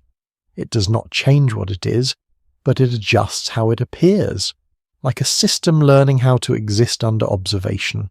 A final observation settles over you as you move through this space. Nothing here is static, not even its response to judgment. Everything adapts in layers, quietly and continuously. And as you continue forward, you begin to understand something quietly important. This district does not resist pressure. It absorbs it and reshapes itself around it.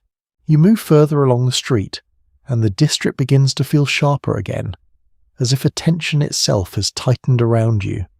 The lanterns are still warm, still flickering gently, but there is a new sense of self-awareness in the way the buildings present themselves to the street. Everything feels slightly more composed, slightly more deliberate. Movement continues at a steady pace. Yet there is a noticeable difference in how people behave. Fewer lingering pauses, more direct routes between doors. Conversations are still happening, but they feel shorter, more careful, as if shaped by awareness of how easily words can travel beyond their intended space. You pass a building where the windows are partially open, and inside you see a small group engaged in quiet conversation. The room is lit evenly, not theatrically, but with a kind of controlled brightness that makes everything visible without drawing excess attention. A historical reality becomes visible through this change in tone.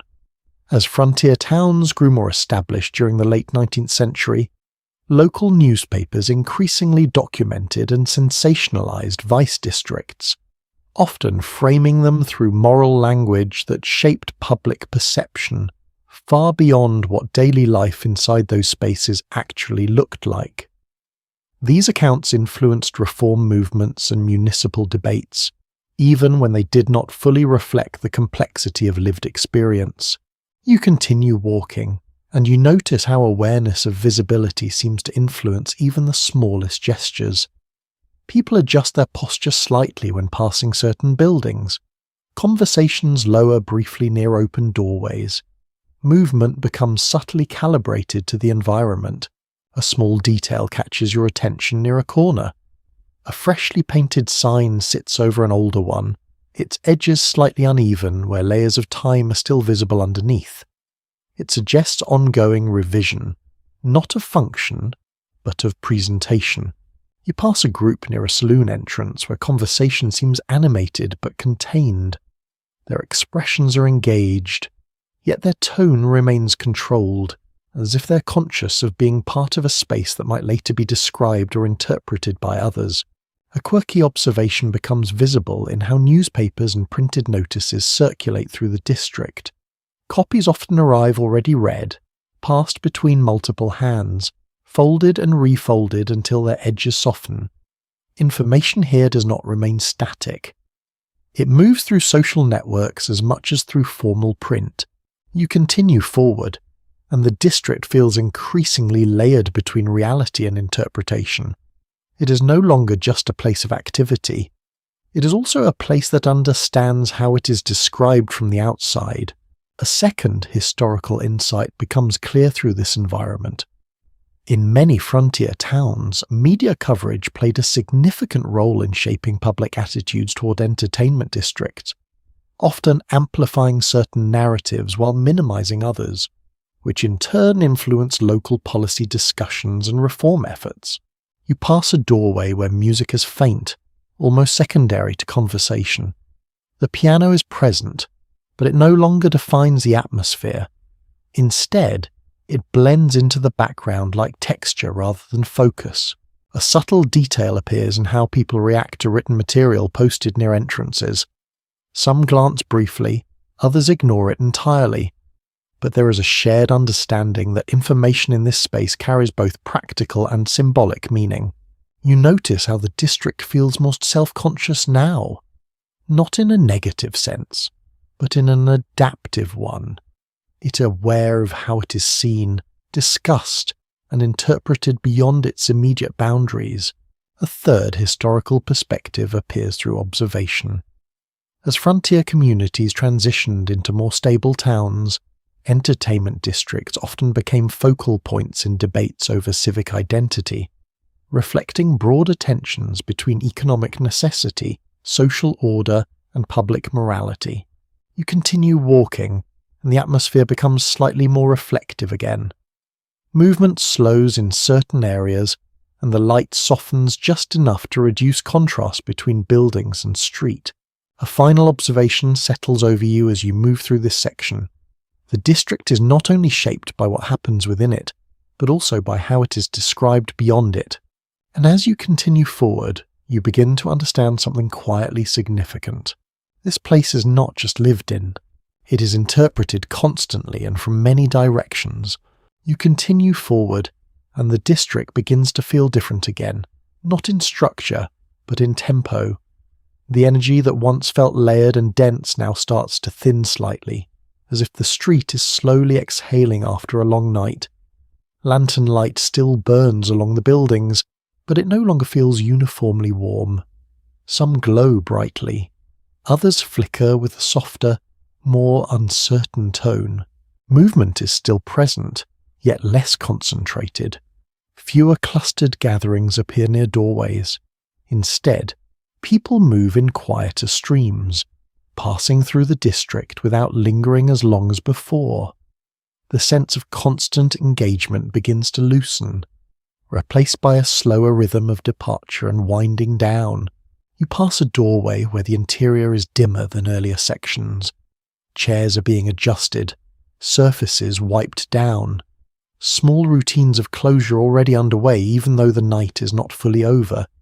It feels like a space transitioning between states rather than ending outright. A historical reality becomes clear through this shift in atmosphere.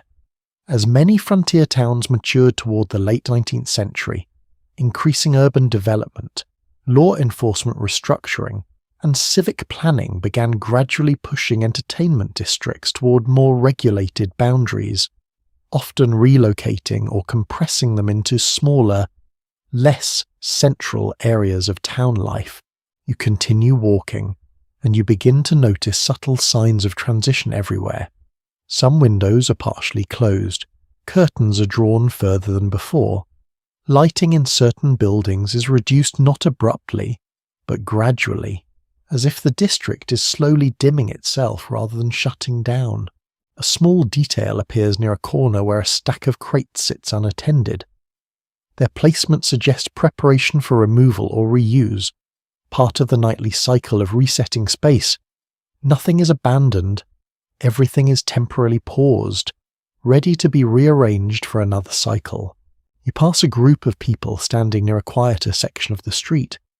The conversation is subdued, more reflective than animated.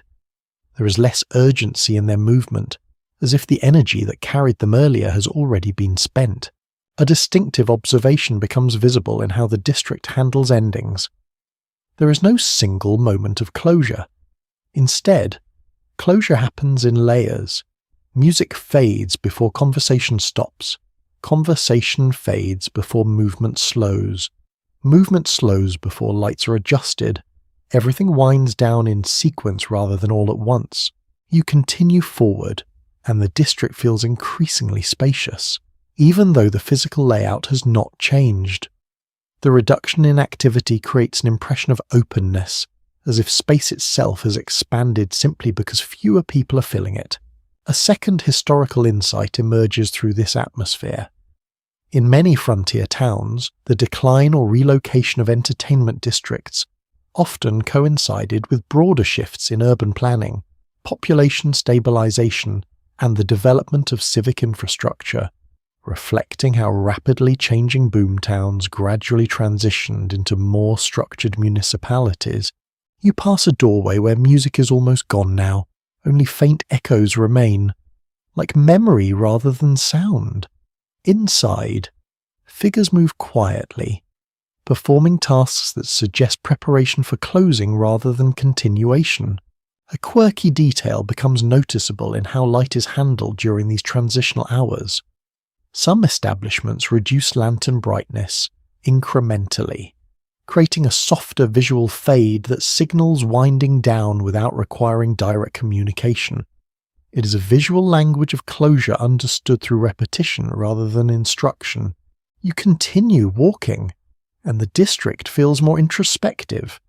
The same streets that felt dense and layered earlier now feel elongated, as if time itself has stretched slightly during this winding down phase.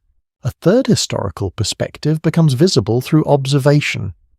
Many frontier entertainment districts experienced gradual contraction or relocation as towns transitioned from rapid growth economies to more stable civic structures, reflecting changing priorities in governance, respectability, and urban design. You pass another building where chairs are being stacked and curtains drawn further inward.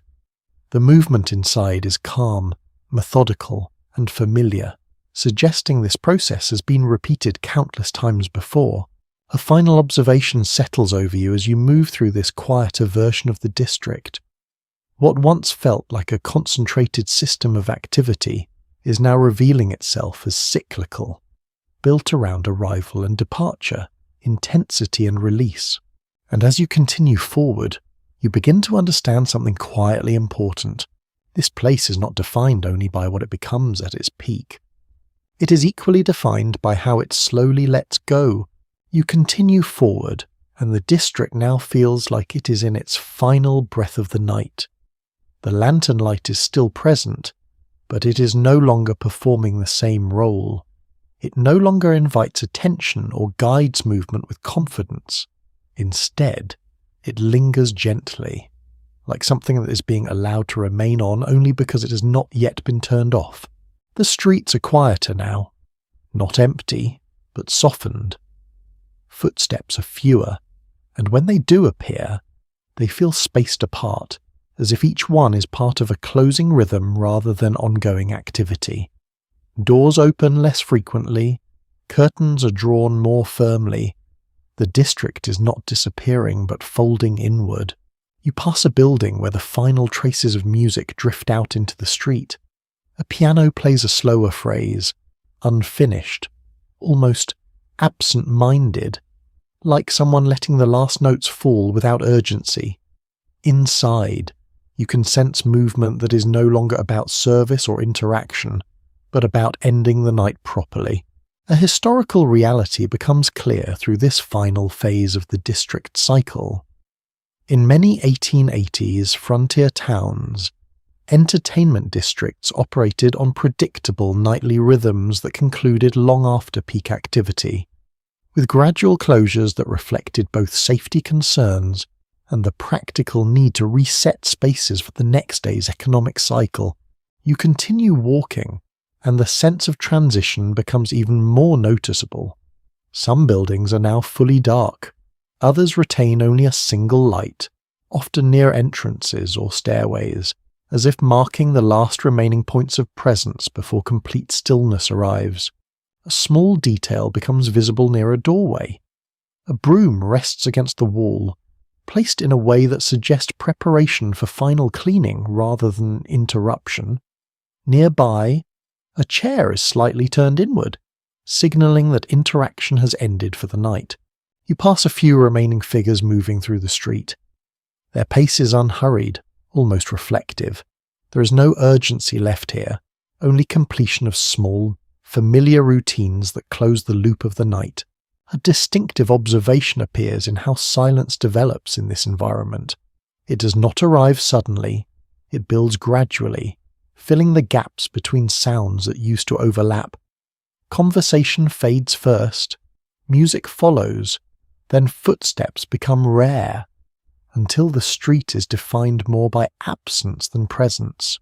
You continue forward, and the district feels less like a place of activity and more like a memory forming in real time.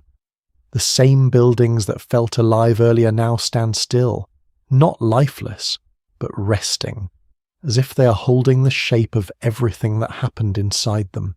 A final historical insight emerges through this closing atmosphere. As frontier towns matured and stabilized, districts like this often diminished in prominence, relocated, or transformed into more regulated entertainment zones, reflecting broader shifts towards civic order, urban planning, and changing social expectations. You walk slowly now, noticing how even your own presence feels different here, less like an observer moving through a busy world, and more like someone passing through a space that is already letting go of itself. A final quirky detail reveals itself in the last stretch of the street.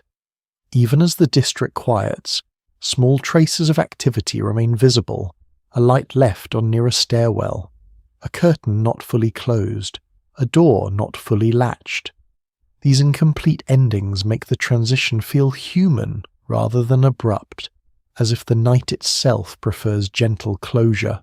You reach the edge of the district again, where the sounds of the wider town begin to reappear faintly. The contrast is subtle at first, then clearer as you step further away. The brothel district does not end behind you in a single moment. It recedes in layers, slowly returning to silence. And as you stand at that boundary and you begin to understand something quietly lasting, these streets were never only about indulgence or reputation. They were about rhythm, survival, and repetition, lived one night at a time until they slowly faded into history. Now dim the lights in your mind as well, and let the rest of the world feel a little further away. Sweet dreams.